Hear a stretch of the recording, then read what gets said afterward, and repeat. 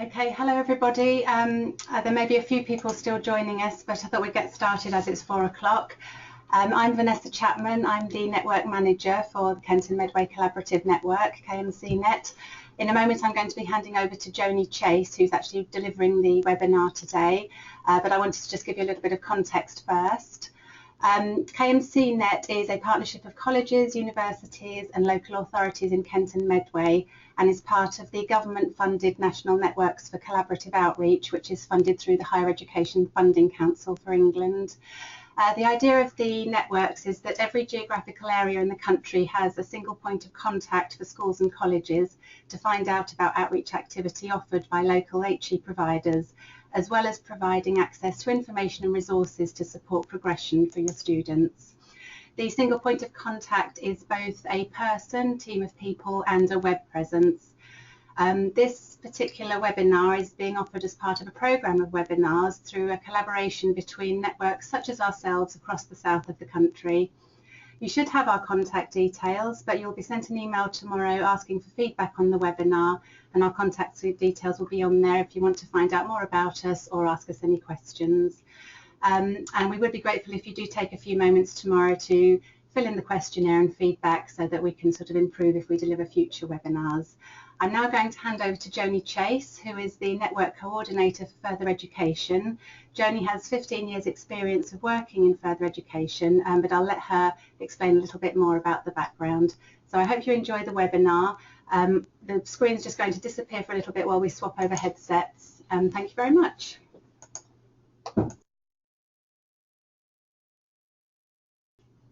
Okay, hello everyone, very warm welcome to everybody to today's webinar. I'm not sure how familiar everyone is with this kind of format. It's pretty new to me, but hopefully it'll be straightforward as we go throughout the webinar, throughout the presentation. Before I start, I just wanted to introduce you to the control panel that you should see on your screen. In there, the communication that we will have today is through the chat box that you should be able to see. Same as if we were doing this, if we were all in one room together, please feel free to ask me any questions as we're going through the webinar. But I have also left 5–10 minutes towards the end as well, so that there is some room for conversation, discussion then as well. I think that's it on the technical front. I've got my colleague Emma here, who's going to be helping me as well with the technical side of things. So following on from what Vanessa said, I've been employed in further education now for 15 years. I started working in learning support, quickly moved on to mentoring, coordinating peer mentoring programmes, and then started working for Aim Higher West Midlands in 2004, moved down to Kent and Medway and started working for Aim Higher Kent and Medway in 2007. So the majority of my roles have been to do widening participation, social mobility, and looking at the relationships between colleges, universities, etc. I think that's enough about me. I will move on now to telling you a little bit about what we're going to hope to achieve today. So this workshop's been predominantly designed for 5 main reasons. The first is to look at the range of opportunities that are available in college, including the qualifications, and more importantly, looking at the student's perspective, so to look at an actual week of what their timetable looks like, so how it actually works in practice. To understand, we'll look at it briefly to understand how college higher education is really important in the current economic climate with the skills shortage that we've got in the UK, and what role college higher education can play in sort of reducing that skills gap. To recognise the benefits of attending college HE, this is according to students that we've met over the last year as part of this project, and wider research as well. Some of these benefits you're going to find are the same as higher education in universities, of course, but we'll also point out some of the ones that may be a bit different. Hopefully by the end you'll see the value in college higher education and begin to understand why it's a viable route for some young people. I think it's really important here to say that it is only for some young people. I'm not for a moment suggesting that college higher education is right for everybody. Different students prefer different learning environments, and we'll look at some of those as we go throughout today's webinar. And finally, we'll begin to have a look at what colleges are doing that actually help them perform highly in terms of retention and success for students from widening participation backgrounds. Okay. In the description that you've probably all seen because you've signed up to do this, I explained that we would see it through the eyes of students. So in today's workshop, what we're going to do is look through the eyes of 3 students. The first is Penny, who you will actually see on the video halfway through this. She may be what we call the stereotypical HE student, if you can say such a thing, in terms of that she was a mature student who decided to upskill or to retrain in her mid-20s. She'd always been interested in conservation and sort of did say this at school, but for various reasons was advised down different routes and chose to do an MVQ in beauty at a local college. She'd level 2 and level 3, then went on to start her own business in catering, not in beauty. Wasn't very happy with that, so then went travelling, and it was while she was working in the outback that she basically started doing some conservation work and committed herself to a new career to come home and undertake new study. The next student is a young lady called Ella, who started on a HND but is currently on a BA Public Service Management course. Ella may be what you call a typical widening participation student. She did well at school, didn't necessarily apply herself as much as she could have done because she didn't have specific career aspirations. She didn't know what she wanted to do. She was also certainly didn't have any HE aspirations as she was first generation HE, and very much in this situation. Her experience on an FE public service course is what provided that route to higher education. She did a HND in one college and then has moved to do a top-up a BA in another college locally within Kent and Medway. And the final student is Joe. Joe is quite, I don't know whether to say unusual in some respects, in that he's very academic, was told that he should go to university by parents and staff at the school. He got good UCAS points, he applied, he got a good university offer, he was very self-confident, and because of that confidence decided that he didn't want to go away and learn in a university. He wanted to stay at home and earn money like some of his friends. I think we're probably beginning to see some more Joes, if you want to call it that way, in colleges, for lots of reasons, including differences in fees and again things that we'll look at as we go through. So keep those students in mind. We will come back to them as we go throughout the presentation. Regarding Ella, on the second student down, I mentioned that she may be a typical widening participation student. What I just wanted to do, in case there's anyone new to this, which there may be, maybe not, I just wanted to clarify what I was referring to, because that will be all the way through this presentation. So for me, when I'm talking about it, it's referring to those students who are underrepresented in HE because of different, they're subject to different forms of disadvantage, such as it may be social, geographical, educational, etc. And I just wanted to link this directly to college higher education by using the following extract from Canterbury College's strategic plan. And I'll let you read that for yourselves. And as you can see, there's a clear link there between what the main aim, obviously there are others as well, but the main aim of college higher education in this one institution is, and I think lots of colleges are very similar in their approach to their student cohorts. Okay. So I want to test out to see whether the questions or the chat box is working. So this part is what I wanted to say is, if I say what is college higher education, what are the first things that come into your head? Can you just give me a couple of answers so I can see where we're going with that? This is the bit where we wait now. Ooh. Whether it's to do with qualifications, whether it's to do with where it's taught, foundation degrees we've got is one of the answers there. Yep, certainly, and we'll explain more about what foundation degrees are and how they can work in this. Anything else in terms of students, perhaps? Oh, hang on. Alternative subjects to the typical post-16 subjects on offer at school. Yep, brilliant, thank you. I did something like this similar at a conference in December in Kent and Medway, and lots of the things that people came to were part-time for those with families, mature students, local provision, yet not met by UCAS points. Brilliant. So clearly everyone's working in the sector have already got a bit of an understanding of how it works anyway, which is great. So the next slide here is what I refer to really as the basics of college higher education that hopefully most of you are aware of anyway. But as I said, just in case I can't miss out on some of these things. So to simplify it, College HE are those kind of courses, level 4, 5 and 6, that are taught in FE colleges. The kind of qualifications some of you mentioned, HNCs, HNDs, we'll look at those in more detail in a moment, and foundation degrees.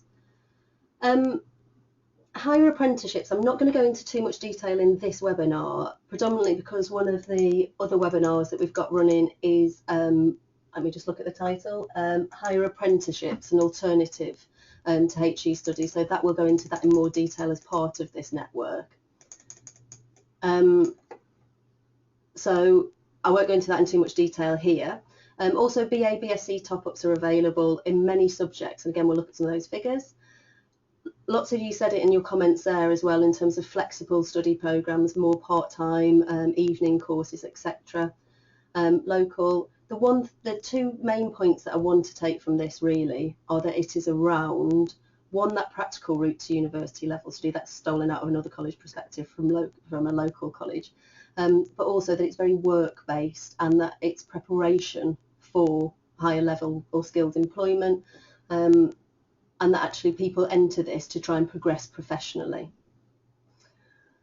Okay, this is the kind of basic information that when I was an AIM Higher coordinator in a college, this is the information that I was given to the students about college higher education, even though I was based in a college. And at that time, the success that as an AIM Higher coordinator, my role was to increase the applications and the offers for the groups that I was working with. And at the time, I think the role was considered very successful. The applications and offers, in massive percentage increased. However, if I'm honest, I think that I didn't give the students more information than these basics. And so when I was talking to students on a one-to-one basis, I think I promoted what I understood, which was that typical route of GCSEs, A-levels, university, because that's what was familiar to me. And I'm sure careers advisors are impartial and don't do this, but obviously with the changes in the career system, there are more people who haven't got that careers background that are responsible for giving some of this information. So I just wanted to sort of point out here my error possibly and say that in hindsight, I now know that some of those young people would have been much better suited to a college environment, and actually they dropped out of the university that they went to and have come back, and some of them have gone into college HE, some have started other courses. So actually it's an awareness of more than just giving this basic information. It's about identifying who the right people are, and hopefully by the end of this webinar we'll have more of an idea about some of those different types of people that go to college HE.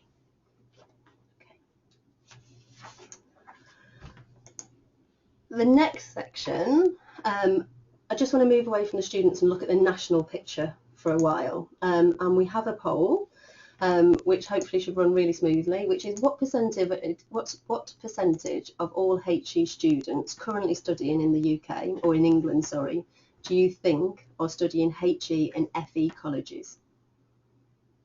So you should be able to see that in front of you. If you vote for which one you think it is, 3, 6 or 9%. And then when we've got all the answers, I'll be able to share it with you. It's working. Okay. Sorry, I just need to zoom in slightly. So 46, so half of you think that it's around 9%. And so there's quite a split between the remaining. It is actually 9%, which I've got to say when I was looking at these statistics was significantly more than I thought it would be. Bear with me, here we go. So currently there's just over 1.7 million people studying HE in England. These statistics are from the 14-15 data from HESA. And 159,000 of those are studying HE in colleges. which actually equals just over 9.2%. And as I said, in my opinion, that's quite a significant strand of people, students that we're referring to. Okay, so moving on, again, looking at the national picture in terms of the type of students that go to university, go to college higher education. There's another poll for you, now we've got a hang of it, which is what percentage of college higher education students do you think are part-time? 30, 50 or 70%? If you could all vote now. 77% have voted, we're getting there. Okay. Someone can't make their mind up, that's fine. As soon as it's finished. So currently, I don't know whether you can see this, I'll show you in a second when the, there we go, we'll share it now anyway. So, again, half of you, let me just get this right, about 58% of you think that it's 50%, 30, so there's quite a split there. The actual answer is 30%. Oh, bear with me. So 30%, oh, you're not meant to see that yet, sorry. 30% of college HE students are part-time. So my next question, not as a poll, but just for you to think about for a second, would be, do you think more students in university, or more or less students in universities are part-time? Certainly, for me, when I was thinking about that, I certainly thought that more students would be part-time in college HE.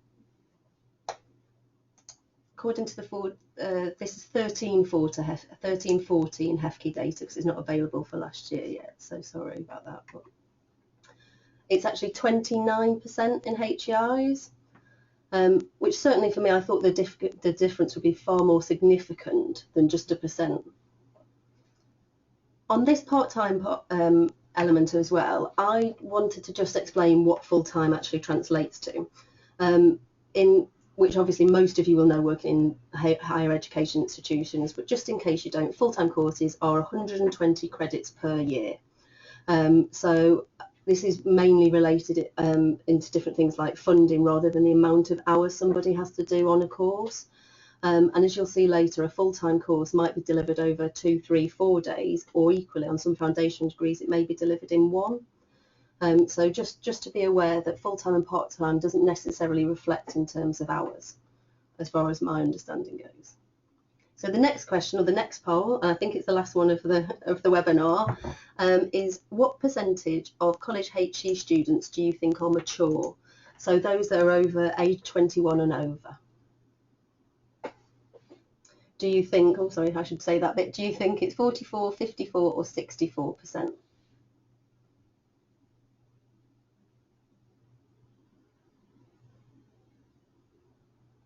Okay, the vast majority here are actually saying that, oh, it keeps changing every second, sorry. Yeah, the vast majority of people here will show you the results, what you said, think that it is 44%. And the answer is 54. I've done it again. Is 54% of college HE students are mature. So age 21 or over. Hopefully none of you are paying that much attention that you actually saw what that figure was, because it ruins it. But again, the same question, in comparison to universities, would you think that there would be more or less mature students? Certainly when I asked this question to myself, I thought it would be significantly different and that there'd be a lot more mature students in college higher education. And the reality is that it's 47% of mature students in HEIs, which is far more than I thought it was going to be. Obviously, the Open University may skew some of those statistics, but that's the figures according to HEFKE. And hopefully this just begins to raise your awareness that perhaps the differences between college and university higher education are maybe not as wide as we may believe. The last one here as well is just that 59% of mature students are full-time. Again, just this figure we just thought was quite interesting, because we would assume that majority are on part-time courses. I won't go into the history of it, but there's been a significant decline in part-time courses over the last few years. Okay. I also just really wanted to stress quickly that when I'm talking about this, that the differences between each college are so wide and varied, that anybody interested, and I'll say it again at the end, needs to go to their local provider to find out more. I tried to find out some of these statistics for you about the South so that you could all experience it, but I can't get that information. But what I do have is locally those statistics for the colleges in Kent and Medway. I'm not going to share them obviously for each institution, but I just wanted to show you the difference. So in one college in Kent and Medway, there are 7% on part-time courses. So nearly everything they do are full-time courses. And similarly, the majority of their students are coming from their BTEC, from their level 3 courses, or A-levels are coming up through via that route. Whereas the 58% is a college that does a lot more professional accreditation and courses like that. The difference isn't so wide with mature students, and it's between 40 and 67% depending on the course, depending on the college in Kent and Medway. And finally, again, not as a poll, but just for you to think about it, is out of all the students that are completing their level 5 courses, so their foundation degrees or HNDs in a college, what % do you think would actually progress onto a top-up course to get the full BA or BSc award? I was really surprised about this when I found it out recently.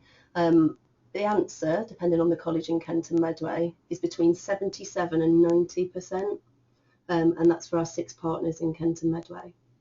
So again, students are progressing onto that BA, BSc option. It's just that they're doing it in stages, which is, again, one of the benefits of college higher education. Okay.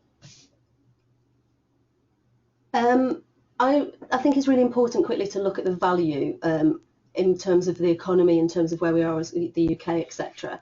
And so I've split this down into 3 different areas: national, regional and individual.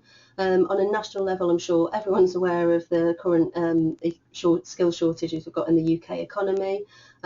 We have a huge shortfall in the number of skilled people, particularly those level 4 and 5 courses, where we want students to begin to train in those higher level skills to be able to close the skills gap and reduce that productivity gap of 17% that we're down in the UK.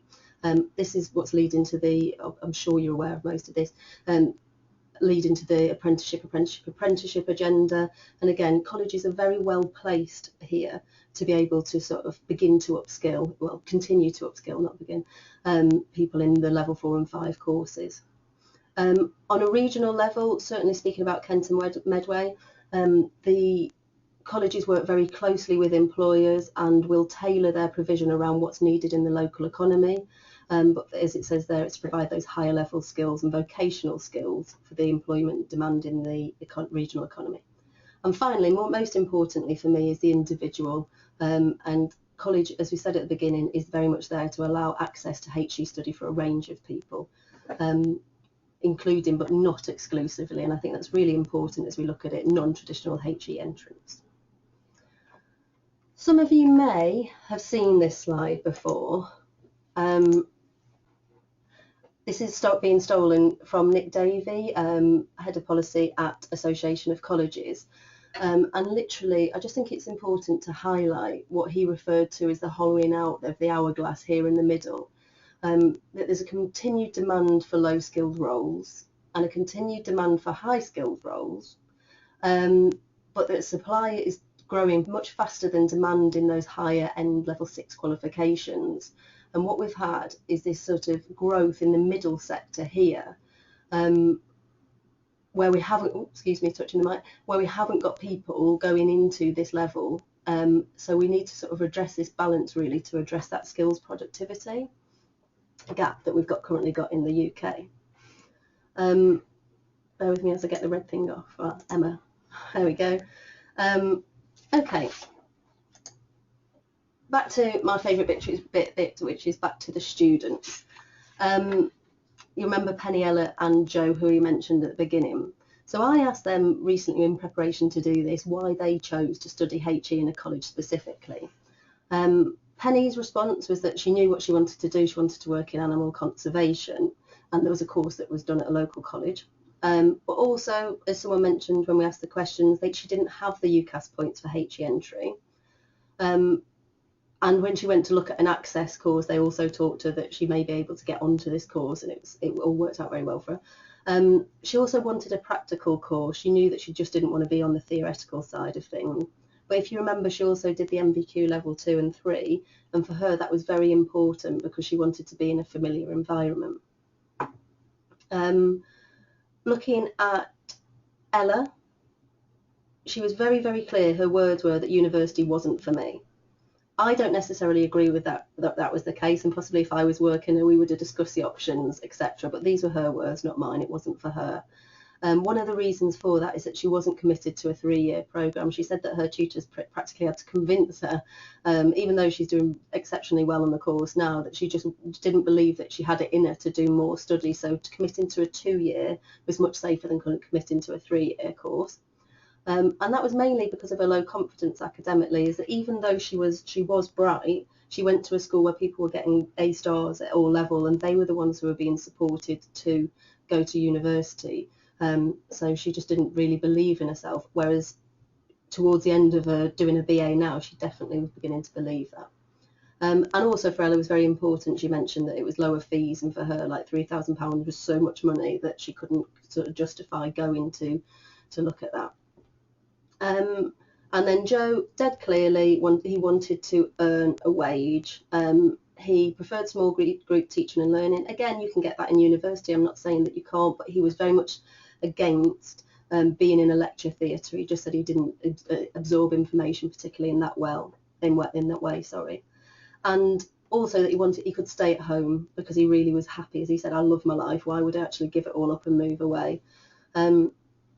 And his last point there about wanting to progress professionally is linked into, for all of these people, their main thing is that they wanted to improve their employability prospects. There's a range of other reasons here. I'm sure you've all come up with many more, or have worked with students that have got different reasons for choosing it, but here are some of the reasons why people choose to study in college higher education. But to stop me talking, just keep an eye on the time, to stop me talking for a little bit, I wanted to show you one of the resources, which is a video that we've created about college higher education. This is being made with a range, that's Penny, the student that I was talking about, so you get to see her in this. Emma, my colleague, has just copied and pasted the link for you there. So I'm just going to check that I've got this right. If you click on that link now and watch the video, it's about 2.5 minutes long. And then when you come back, if you can actually, there's a little hand arrow on your control panel. If you click on that, we'll know that you've finished. We'll give you about 2.5–3 minutes to watch this video and actually see the students speaking for themselves.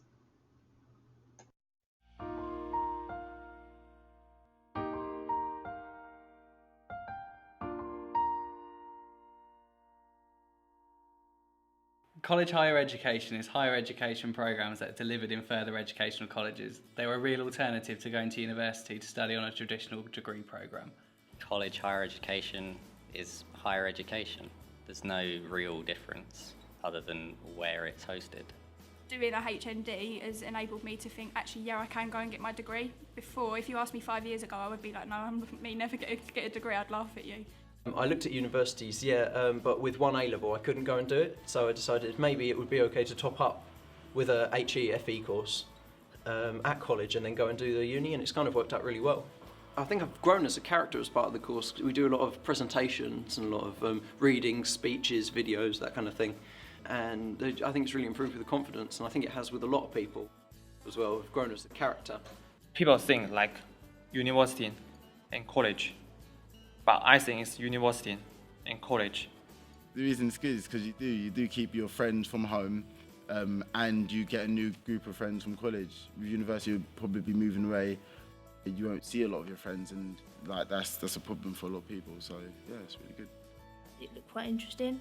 Mainly because I have anxiety and I find it hard to socialise, and it's quite a big place, university, so I thought college first for 2 years and then university, so then it builds me up.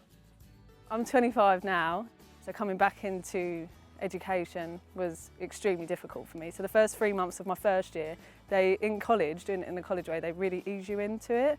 So doing it this way, you get such a smaller group. Therefore, you get a lot more one-on-one time with tutors. I've been able to progress in so many ways. I mean, my communication skills, my writing skills. Yeah, I'm flying now, so I want to study forever. The amount of information I gained whilst on the course is crucial in the job role that I now do. And I don't think I'll be able to do a lot of what I can do now without the course. I would say that definitely have a think about this as well as university, because university is not for everyone, and this is a great way to get into the jobs that you may not be able to do without university.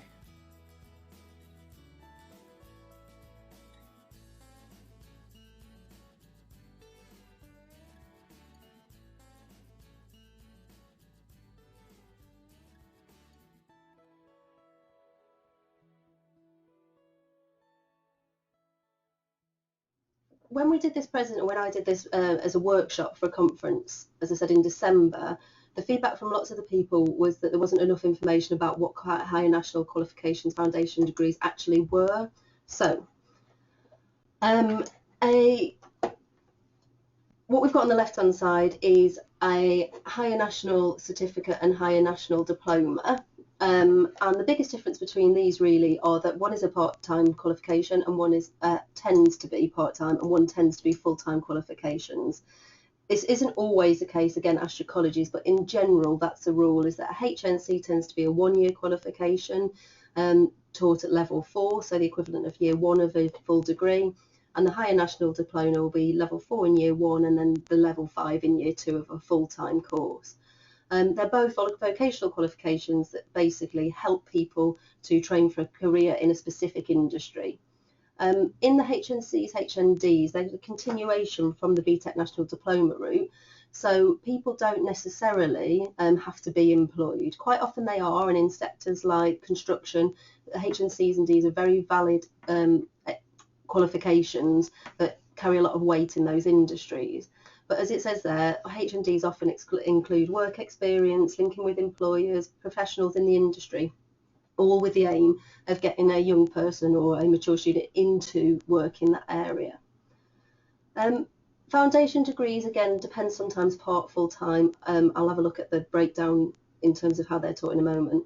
But again, level 4 year 1, level 5 in year 2. And again, it's a vocational qualification to enhance career prospects. The biggest thing, the difference between the HNC and D and a foundation degree is what everyone that I've spoken to talks to as a chunky work placement. And by that, they mean either working 2, 3, 4 days a week. In some cases, people are volunteering, but it tends to be that people are employed as their job and they're doing a foundation degree maybe 1 day a week. Sometimes it's slightly more than that. That's the biggest difference between those qualifications. And as a result, you'll see in a mo that actually the foundation degrees have got less study time than the HNDs tend to have. With both the higher national diploma and the foundation degree, people can choose, as we've mentioned, to go on to the BA, BSc top-up year. Okay, and that final year at year 6 is the same kind of academic rigour. I know this can be confusing for people who are new to it, so this is, as I said, we'll put this link in the email to you, but actually these are some of the resources that we've developed. One is a series of 5 videos, there's 2 there, plus the one that some of you and some of you haven't seen, and also there are 2 more that we're developing, what is a HNCD and what is college higher education. So these are all resources that are available to you to use in classrooms with students. They've all been done in collaboration with the colleges in Kent and Medway, so there's no specific so there's nothing to do with colleges in Kent and Medway. You can actually use these with any students across the South East if that is you're from a different regional area. Okay, in terms of how these qualifications work in practice, going back to our students, the charts at the bottom are uni stats, and they relate directly to the information that we've got there. So Penny, she is on a course 3 days a week in college. 1 is 4 hours and 2 are 6 hours, so it's quite a lot of actually being in college. They got work experience. She got work experience through the college at Howletts, which is a local. It's not a zoo; it's a conservation area, breeding It's quite large in Kent, and now she's volunteering in her own town at Howlett's. Ironically, when I asked her about how it works, what you're going to use the qualification for, she's actually going to use it to emigrate to Australia because it's one of the things that they look at. So I'm not quite sure how that's going to help with the skills gap, but we'll move on quickly to Joe, who is in college 1 day per week. He is on a 1 day a week for 8 hours.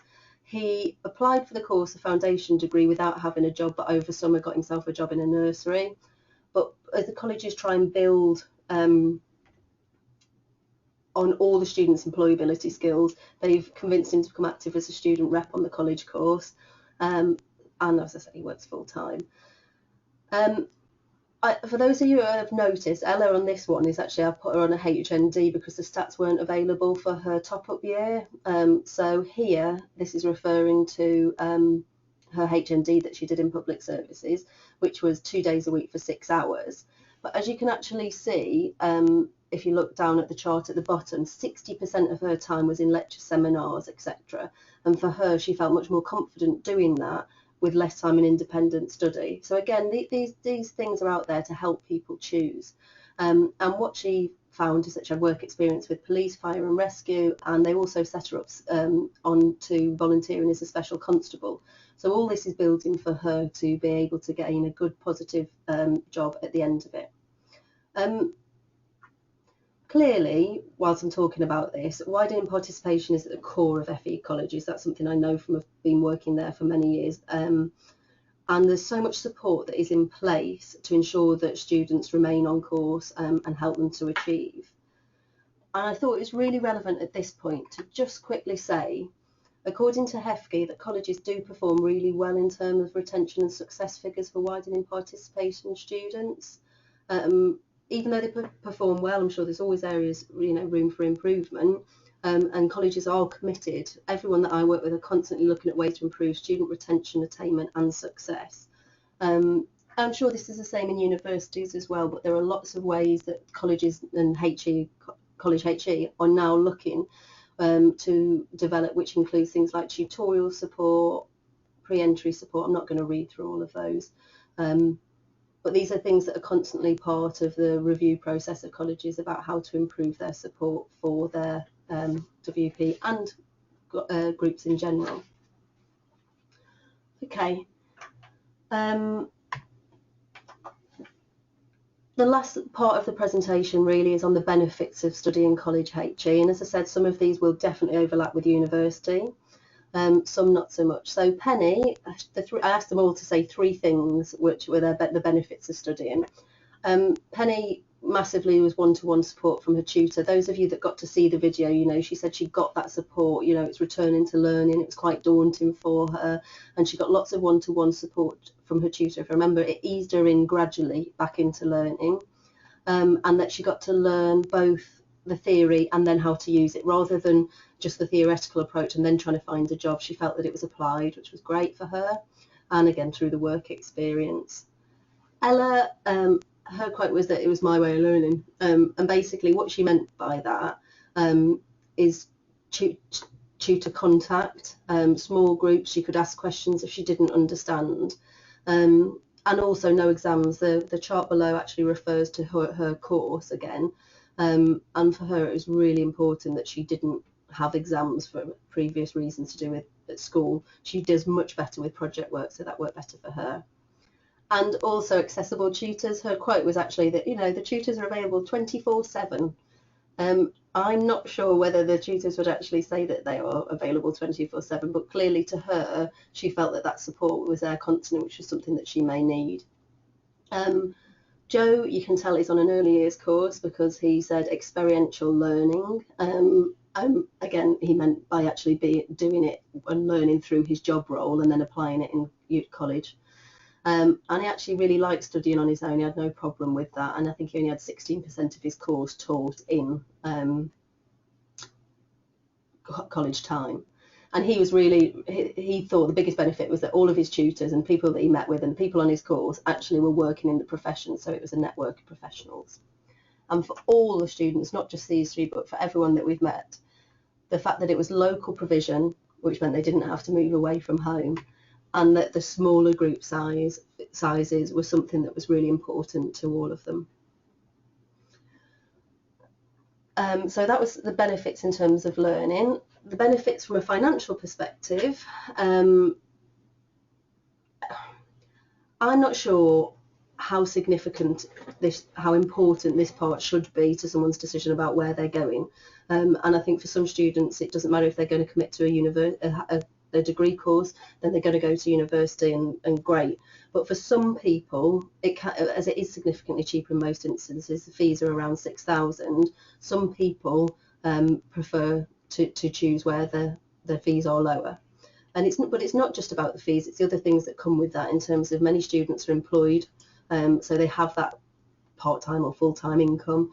If they're younger students, perhaps they get to live at home, so don't have the residential fees, and obviously potentially have higher earning potential on completion. But again, I'm not here to say that I would advise someone down this route if actually they were more suited to going to a university. So for me, the financial element is more a consideration rather than the thing that should ultimately help them make that decision.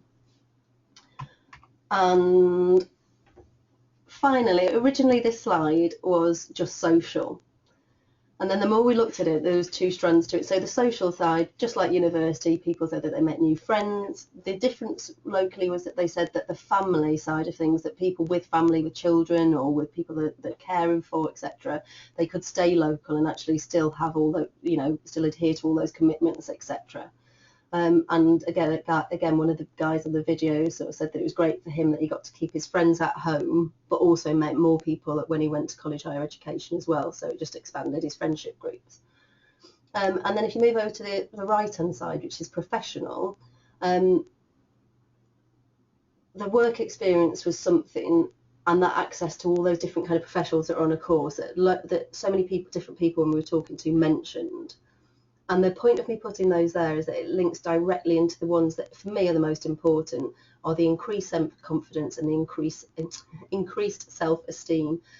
For me, this is what the message from all the students that we met with seemed to be, is that their experience in college higher education is what's given them now the confidence, both socially and professionally, to move on in their career. And again, you may have heard Penny talking about that improved skill set, the writing, presenting, and communication skills all got improved as a result of being on that course. And that was a positive message that I think we heard from nearly all the students that we met last year. Okay, almost bringing it to a close now. And back to what I said at the beginning, really, in terms of when I was a widening participation coordinator in a college. I just wanted to bring it up in relative terms, to look at the impact of student number control. So the removal of the caps, and certain universities nationally are now taking on more students, which I don't think is a bad thing. I'm not making any comment on that, but rather that it's statistically proven that those with lower UCAS points tend to not do as well in university, or tend to drop out more. So on the plus side, widening participation is now the cycle. So it's not just about what I used to do when I was an AIM higher coordinator. It's not just about getting them to university. All universities and colleges now have support once a student starts, which I think is only a positive thing. But just when we're thinking about this, actually, because colleges perform well in terms of the retention success figures, for you to support your students in going to a college to find out more information, just like any student would any university. The message to all students is always go to an open day, always try and find out more information. And it would, and it would be exactly the same here, is that if you're working with a student who is uncertain of university, then possibly college higher education could be one of many different options for them. And I would suggest that I know from all the colleges I've worked with, they would be happy to answer your queries and give you more information about the different opportunities, but also to look at the open days and taster days that they've got on. I can't speak for all of your networks, but in terms of Kent and Medway, all of the colleges' open days for FE and HE are part of the Uni Taster Days portal. So if you had a look at that website and type in your local area, you'll see if they're on that website. If they're not, then again, they will be on their local website, so maybe it is something to find out more information. Now this is a question section, so I know that I do feel like I've talked at you for quite a lot so far, but has anyone got any questions that they'd like to ask now before the end of the session? If people do go whilst we're answering these questions, we will contact you tomorrow with the evaluation and also with the links for everything that we've been talking about. So if you do go in the next 10 minutes, thank you very much for listening so far. And I've got 5-10 minutes to look at any kind of questions people may have. Oh, I can see that someone can hear me, but I think that may have been from earlier.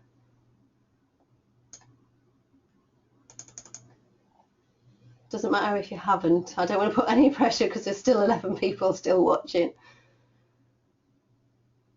Is there anything, I'm asking my colleagues in case there's anything that they feel that has been missed out of what we've said so far? Yeah. Okay. I'm worried now that no one can actually see. I know that people are starting to go. My contact details are here. Oh no, I don't know what that is. That was a slide about questions. Sorry. So if you have got any questions about college higher education or resources or anything to do with the collaborative and NCOs, please do get in touch. And thank you very much for listening to me for the last 50 odd minutes. Thank you.